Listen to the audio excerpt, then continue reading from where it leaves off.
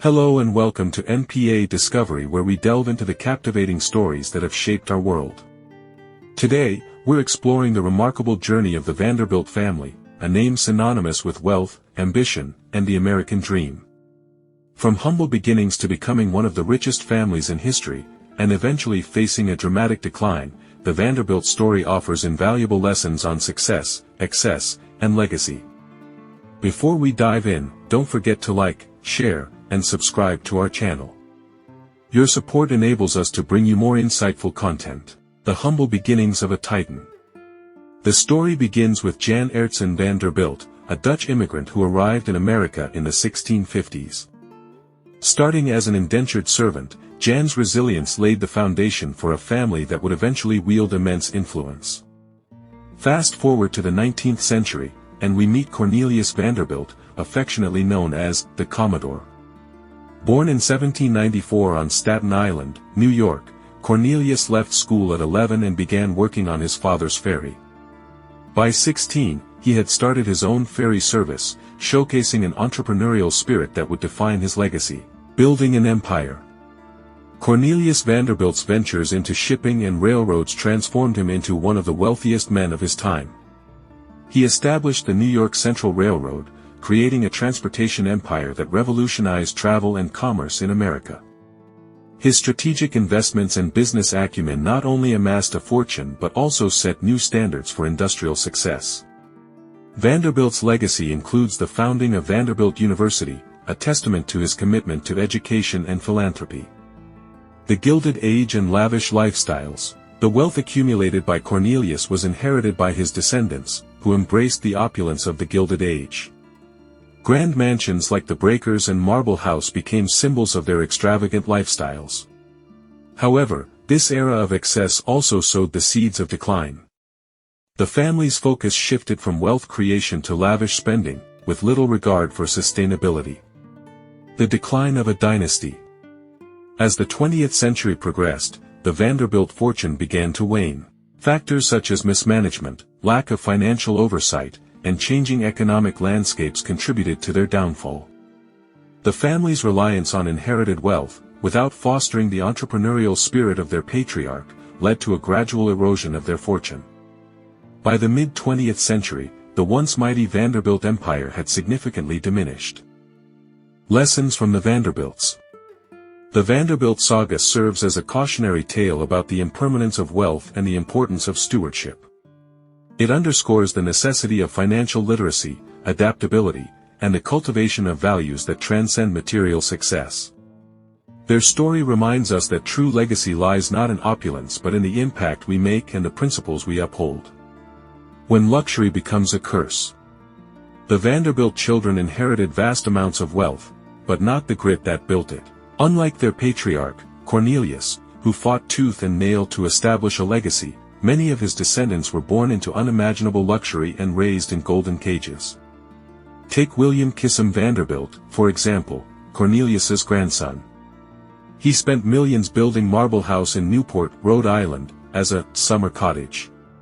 It was modeled after the Petit Trianon at Versailles and cost around $11 million at the time, over $300 million today when adjusted for inflation.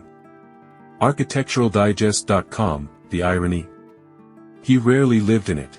The Vanderbilts' palatial mansions, once symbols of success, eventually became unsustainable relics. These homes weren't investments. They were indulgences, beautiful, yes, but bloated with overhead and nearly impossible to maintain without fresh income. It's a tragic metaphor. Even marble crumbles when it's unsupported. And this is where the lesson begins to crystallize. A legacy of wealth does not ensure a legacy of wisdom. When wealth becomes a birthright rather than a reward, it often loses its value in the hands of the next generation. A family portrait of contradictions.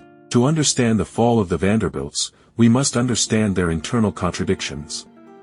While Cornelius was a titan of efficiency, known to sleep in his office and demand perfection from his staff, his descendants became patrons of leisure. Gloria Vanderbilt, one of the last widely recognized heirs, transitioned from heiress to fashion icon and artist. While her story was inspiring in many ways, especially in how she reclaimed her independence, it also highlighted how far the family had strayed from the grit of their roots. History.com. She once famously said, "I've always believed that one woman's success can only help another woman's success."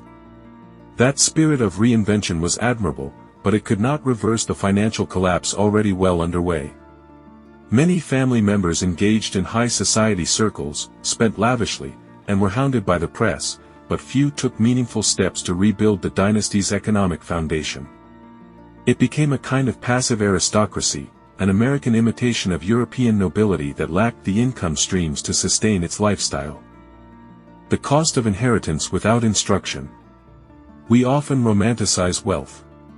But inherited money, without inherited discipline, can be dangerous. Let me tell you a quick story. In 1973, at the first ever Vanderbilt family reunion, over 120 family members gathered at Vanderbilt University. A journalist in attendance asked how many of them were millionaires. Not a single hand was raised. Think about that. A family that once held more money than the U.S. Treasury, gone, without a trace of financial supremacy. The irony is breathtaking. What happened? Simple. The fortune had been distributed across too many heirs. It was spent on art, travel, palaces, parties, and the endless demands of keeping up appearances. But no system was in place to replenish what was lost. There's a psychological term for this: shirt sleeves to shirt sleeves in 3 generations. It means that wealth gained by the first generation is often squandered by the third. This story proves the saying painfully accurate. Real-life parallels and modern warnings. The Vanderbilt story may feel like a distant echo from another era, but its lessons are strikingly modern. In today's world, we see tech billionaires rising almost overnight. But how many of their descendants will carry the same fire, the same ingenuity? We see influencers, lottery winners, and startup stars suddenly flush with wealth, but how many will invest, preserve, and grow that fortune beyond their own lifetimes? Let me ask you, if you inherited a vast sum tomorrow, would you know how to make it last? Or would it quietly slip through your fingers, just like it did for the Vanderbilt heirs? This isn't about judgment. It's about awareness. The American dream isn't just about acquiring wealth, it's about learning how to sustain and steward it. What the Vanderbilts got right. Now, it would be unfair to say the Vanderbilt legacy was all mistakes and misfortune. Cornelius Vanderbilt was a pioneer, not just in business but in his belief in private enterprise and personal responsibility. He helped forge the infrastructure of America, railways, shipping routes, communication lines, and he believed in reinvesting into the fabric of society. Even later descendants like Gloria Vanderbilt and Anderson Cooper showed resilience and creativity. Gloria's fashion empire and Anderson's journalistic integrity both reflect a different kind of success, less about wealth, more about purpose. These moments remind us, even when fortunes fall, legacy can still live on through values, voice, and reinvention. The emotional fallout of a dynasty's collapse. What does it feel like to be born into a name that once commanded nations, but now means little more than whispers of what was?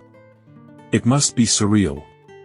Imagine walking through the crumbling corridors of a mansion your great-grandfather built, walls lined with portraits of stern men and elegant women, chandeliers still glistening, yet cold. You're surrounded by grandeur, yet there's no warmth, no purpose behind it anymore. The echoes of power have faded, replaced by silence and regret. The Vanderbilt story isn't just about wealth, it's about what happens when the story behind the money fades. In the end, that's what hurts the most, not the loss of luxury, but the loss of meaning. The ultimate truth, why they failed. So, why did the Vanderbilts fail? Because they believed the wealth would always be there. They assumed the money was permanent, when in reality, money is like a garden. It needs care. It needs replanting, weeding, watering. Instead, many of them harvested the fruits of their inheritance without ever learning how to sow new seeds. And perhaps even worse, they failed to pass down the hunger, the discipline, the sacrifice that made Cornelius so formidable. Instead of empowering the next generation, they indulged it. The result? A gradual unraveling that no trust fund could fix. Lessons for the modern world. Let this story be your mirror. In today's fast-paced society, we're all encouraged to chase success. But success isn't just a paycheck or a fancy house. It's knowing how to build something that can outlast you. So ask yourself, are you teaching your children the value of effort, not just the value of money? Are you investing in your character with the same passion you invest in your career? Are you building something, whether it's a business, a dream, or a legacy, that could survive if you weren't here tomorrow? If the Vanderbilt saga teaches us anything, it's this: wealth without wisdom is like a mansion without a foundation. Beautiful, but destined to crumble. A call to action for your own legacy. Here's what I believe, and I say this with all my heart: you don't need to be born into money to create a legacy that matters. You just need clarity, courage, and commitment. Your wealth may not be measured in railroads or mansions. But your values, your ideas, your hard work, those are priceless. So don't wait for inheritance. Be the inheritance. Be the one who starts a legacy, not by building palaces, but by building principles. Whether you're an office worker, a creative soul, a teacher, or a dreamer, you have the power to craft a life so rich in meaning that future generations will thank you not for what you left them, but for who you were. The empowering final message. The Vanderbilt name once defined America's idea of success. And then, it became a warning. Let us not repeat their mistakes. Let us build empires of character, not just cash. Let us raise children who know how to build, not just how to spend. You don't need to own a railroad to change the course of history. You just need to stay on track, and never stop moving forward. Because when the lights of fortune fade, only the strength of your values will keep your story burning bright. Thank you for watching this deep dive into the rise and fall of the Vanderbilt dynasty. If this story moved you, if it made you think about your own path and the legacy you want to leave behind, do us a favor, like this video. Share it with someone who needs to hear it, and don't forget to hit that subscribe button, because we're just getting started. Here, on this channel, we don't just tell stories, we find the soul in them. And every week, we'll bring you the untold truths that reveal not just what happened, but why it matters. Until next time, keep building wisely.